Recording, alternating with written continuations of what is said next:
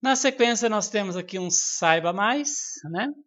Fala sobre os Jogos Olímpicos, a origem, muitos deles praticavam jogos nus, as pessoas estavam ali muitas vezes nuas para a prática do esporte. Leiam aqui, é uma curiosidade sobre os Jogos Olímpicos que surgiu também na Grécia.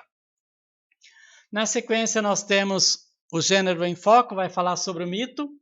Como eu já disse para vocês, geralmente o mito traz algo sobrenatural, traz a importância dos deuses, dos homens, a criação dos seres humanos, a criação de tudo que existe na face da Terra, fenômenos da natureza, tem uma imensidade de questões trazidas pelos mitos, já que o homem não tinha o conhecimento científico que tem hoje, tá bom? Então leiam aqui sobre o mito, vai explicar direitinho o que é o mito, aqui continua, tá? Aqui fala da multimodalidade e civilização grega antiga, né? Aí vem explicar aqui sobre os aspectos formais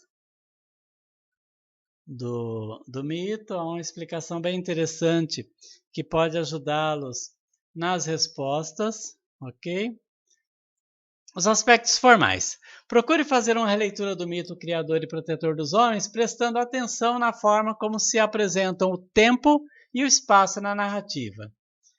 Você verá que as ações se passam em tempos e locais abstratos, isto é, em um mundo à parte do real, onde não se segue o tempo cronológico, medido pelos ponteiros do relógio. Essa é uma característica bastante representativa dos mitos em geral, além de representarem uma visão coletiva de mundo e serem transmitidos oralmente. A visão coletiva é a visão de muitas pessoas, não é a visão de um único ser humano. E os mitos sempre foram transmitidos oralmente, as pessoas mais velhas contavam em volta das fogueiras muitas vezes. Tudo isso confere aos mitos algumas características formais comuns. Geralmente é assim, tipo de narrador, terceira pessoa ou onisciente. O onisciente é aquele que sabe de tudo, né? Sabe tudo sobre a história, mas não participa dos acontecimentos, pois expressa um ponto de vista coletivo e não de um só personagem. O espaço e tempo, geralmente abstratos, verbos no passado e marcadores temporais vagos. Era uma vez, por exemplo, né? No princípio, há muito tempo, num tempo muito antigo. Não dá para você saber exatamente quando aconteceu. Então é uma coisa vaga, abstrata. Ok? Ações ambientadas em locais abstratos. Céu, inferno, profundezas da terra, reinos submarinos. Essa abstração contribui para atingir um público ouvinte diversificado e atemporal. Quer dizer, você não tem um espaço bem definido, né? Linguagem, marcas de oralidade, vocabulário simples, frases curtas e em ordem direta, pois facilitam a memorização. No caso dos mitos gregos, porém, as histórias apresentam um registro elevado, pois os gregos antigos acreditavam que histórias de divindades deveriam ser contadas com uma linguagem rebuscada, uma linguagem complicada, uma linguagem mais difícil. Tá? Aí continua aqui, né? Para as sociedades que os criaram, os mitos são relatos de ações verdadeiras ocorridas antes de a Terra e o universo existirem como tais. Em outras palavras, são eventos ocorridos em um tempo primordial que resultaram em tudo o que somos, pensamos e sentimos. De um ponto de vista mais amplo, veremos ainda que esses elementos dialogam muito com a nossa realidade. Embora a descida de Prometeu à Terra, levando fogo aos mortais, seja impossível na vida real, ela simboliza o zelo do Criador por suas criaturas. Leia a visão dos gregos antigos sobre a criação do universo.